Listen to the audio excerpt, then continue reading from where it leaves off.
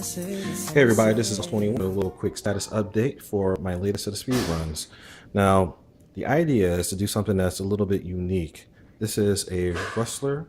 Started off life as original Rustler, but now it is a Rustler VXL equivalent with a Castle Creations 1410 motor and a Sidewinder SV3 speed controller with a custom fan installation. And as you see, I'm running with a Venom 5400 milliamp hour 20C battery.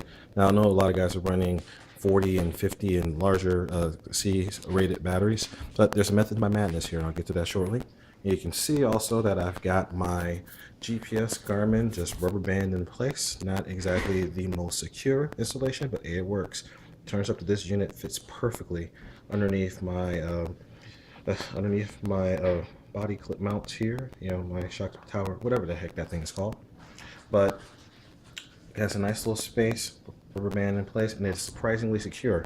And you know, even took a 60-mile-an-hour rollover.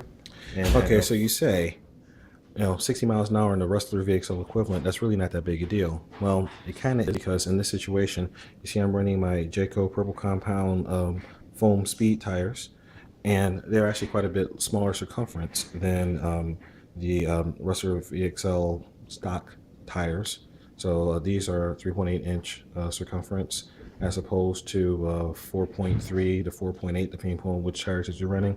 Basically, that ends up dropping down your absolute top speed. So it's just the same gearing. But the point of this rig and this configuration right now is just to get it up to a moderately high speed to see how it performs. And actually, I was pretty surprised and pretty happy with the results.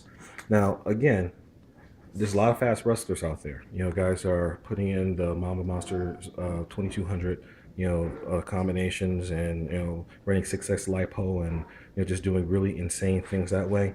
This is more of an experiment in what I can do with less. So the requirements I put down are that I only want to go 3S lipo, so I can stay with the Sidewinder speed controller, the SV3. Like I said, you can see right here where this guy is, the Sidewinder SV3 with a a souped up motor, or sorry, souped up fan stuck on top of here to give me a lot of good airflow. And I've also got my Castle blower here on the back on my 1410, and surprisingly enough, you know, get this guy up near, you know, top speed runs all day. And again, I've got an upgraded fan assembly in here as well. Nothing against the good people at Castle, but the fans that you put in weren't the best. So I hit my good friend Amazon and picked up some higher CFM motor fans, and it's made a world of difference. So again, this guy is mainly in a configuration for me to shake out my overall setup, because one of the big problems that you have with these Rustlers is that they're very rear heavy. So once you start to get the speed, and you know, the Rustlers they didn't spend a huge amount of aerodynamic, you know, time on this thing, but you do have this big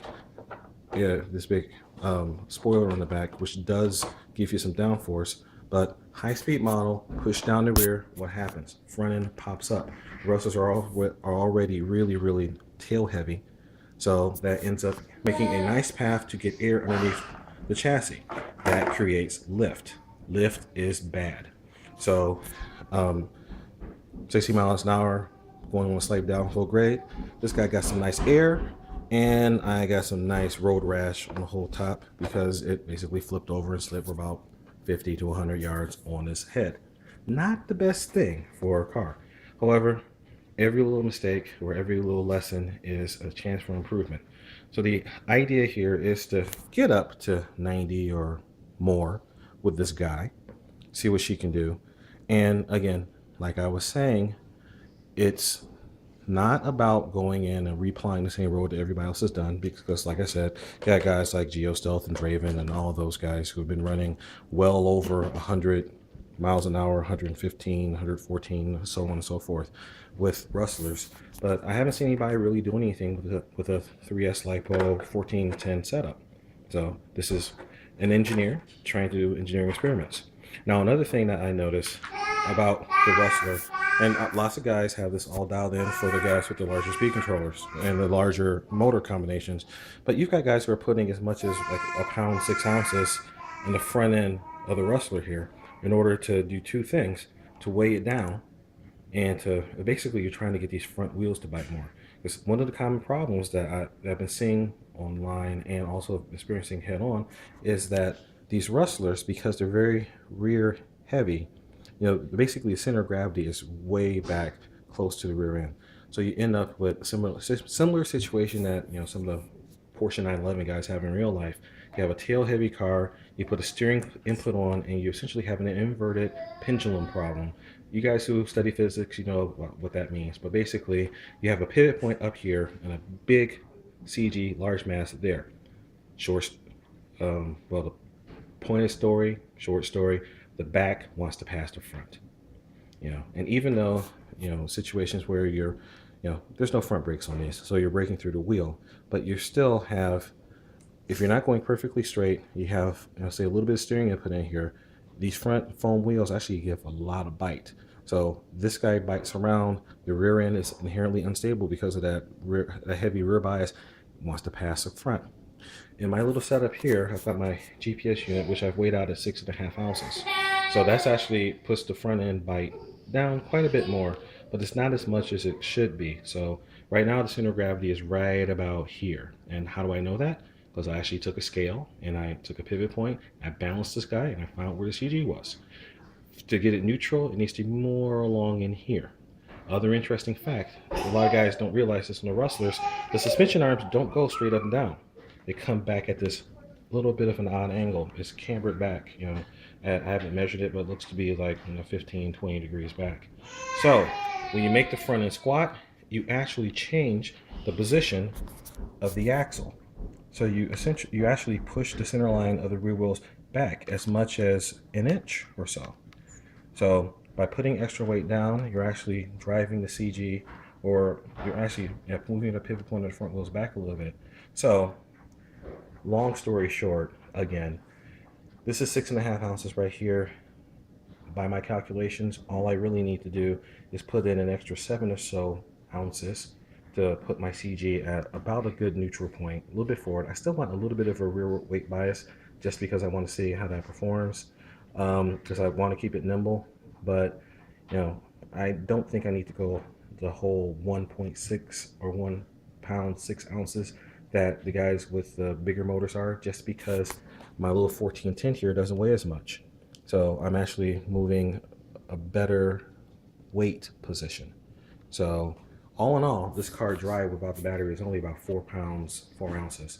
Throw in 14 ounces for the battery pack, another 6.5 ounces for the GPS unit. It's still a fairly light car. We're pushing about 5.5 pounds. So I think I have a pretty decent setup here. I'm working on my weighting solution. I'll post in a later video to show what that looks like. But I still have a couple more shakeout runs to go in order to try to see what this thing, get it handling the way that I want to. And then, I figure in a few days I'll be ready to start the higher speed runs. Oh, but I did mention about why the 20C battery as opposed to a 30 or 40 or 50. Looking at the battery combination, I have a 5400 milliamp hour battery with a 20C rating. Multiply it out, that gives me the ability to do sustained pulls of 108 amps. 108 amps, times, a 12.6 volt battery. That's right at initial punch. That voltage falls off pretty quickly, but then it goes to a nice level state. So even if you assume a nominal 11 volts, times a 108 amp capacity, you're pushing a lot of juice. You got like a 1.5 horsepower of power available to you. For what I want to do, I think I think that roughly 1.5 horsepower is perfectly sufficient. Actually, you're probably creeping up a little bit closer to 2. I'll do the math out for you later in another video, because actually that's a topic I wanted to address with everybody, just the relationship between power and speed, and the physics behind what's really going on here. Again, part of my challenge of where I want to go with this vehicle about seeing how I can get more with less. So wrapping all up, I think that this Castle 1410 motor is it's a monster. No pun intended. It's not a Mamba monster, but it's still a monster. With this particular motor, with the higher capacity fan that I put on it, it's I'm not even getting close to the 180 degree, comfortable operating temperature, quote unquote, for this motor. It's got a lot left into it. So, and that's, running 60 miles an hour. Like I said, this right here, I have clearly captured my last run, 61.2 miles an hour. I actually had one that was a little bit faster than that, 61.7, but I forgot to take a picture of it before I cleared out the GPS. But, the point of the matter is that, power goes up with the square speed. So at 60 miles an hour with this particular combination, if I'm going to get close to 100 or maybe even exceed 100 with it, I shouldn't be killing the battery at that speed. I should be still nice and comfortable. Now right here now I've got basically that this speed is the max of this particular set of gearing. Right now I've just got the 76 to spur with a 31 to pinion in here right now, but I've got the gearing to go to just over 100. So I'm pretty confident that the car will do it. But if you want to do it stably without killing your car, you need to do a build up. I used to work in flight test, and our motto was fly, fix, fly, and do a envelope expansion. And that's the philosophy here. You start off small, you work yourself up, you see what works and you see what isn't working, and you fix the things that aren't working. And then you proceed on to the next step. So right now I've got a basic configuration that's working. I've got, like I said, got to work on the CG issues a little bit. And I also have other little issues such as, things like right here. You see that, we've got screws that are vibrating out once you get to the higher speed. So a little bit of Loctite, sort these things out. But, again, you got to take the car, you got to really inspect the car, you got to see what's working on the car and see what's not working on the car, and, like right here, you've got lots of lots of things that, could go wrong. I had other situations where I had to end up upgrading the screws on my bell cranks. And you see, I'm still using the stock bell cranks. I haven't upgraded to aluminum. Why in God's name would I not upgrade to aluminum bell cranks? Well, for the purposes I have right now, these pieces are, they actually work. As you can see, all the other suspension arms have been upgraded significantly. So this is a pretty tough front end, and you basically build these things so that you you try to focus in on the pieces that you want to break. So if you look here, I've got the aluminum caster blocks, with the RPM front suspension arms going on into, the upgraded turnbuckles, and you've got a lot of hardcore, beefy hardware, upgraded shocks here. So if you hit something really bad, something's got to break, I'd rather have the cheap plastic caster block rip apart than all my other nice expensive hardware here. It's smart engineering. It's designing for failure. You want to have your weak links where you want them so that you spare the rest of the system. Another thing, I still have, our good old friendly plastic cheapo drive shafts. These are slash drive shafts here. Plastic, I don't have the metal ends. I could have upgraded to that, but if something crazy happens, I want them to fail in the cheap parts. $10, give me a new set of these on eBay.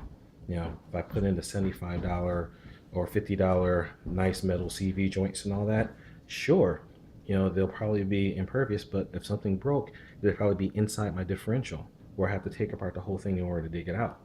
I'd rather have the figure right out here where I can manage it. And so these are just the types of things you think about, when you try to put together a tough vehicle. It's not all about making everything blingy and making everything shiny. Sometimes you want to take a little bit, meditate on it, think about what your objectives are. Another objective about this particular vehicle is that I wanted something that was durable and that I can do lots of different applications with. So you see my big plastic bag here. What's in it? Got my Fly Sky. Okay. Yeah, Fly Sky, cheap radio, but it's a good radio. The thing about this guy, I can have 10 different setups. Well, it's 10 model memory. In my case, I'm using 10 setup memory. So I can have a setup for my speed configuration steering, with steering curves and everything that match these really grippy tires. And then I can have my basher configuration from when I want to throw my talons on and just go out and forge streams and do all sorts of crazy stuff that I can do because I'm fully waterproof now because of the waterproof servo and the SV3 configuration, and with my little Venom battery pack here, I can get 45 minutes to an hour off of this thing. This is nuts, but it's, just think about everything from the ground floor, be be conservative and build yourself up. So, and I've got other tires for other applications. I got a set of dirt hogs that, can get me up and about and doing crazy things out in the cul-de-sac. So, you just have to analyze your equipment, analyze how you're going to drive it, be a little bit realistic, and then do the build-up. Don't go out and just spend a whole bunch of money on a whole bunch of stuff that you're not going to use. See what breaks, fix it, work it through again, and just fly, fix, fly. All right, this is Our House 21 signing off. See you next time.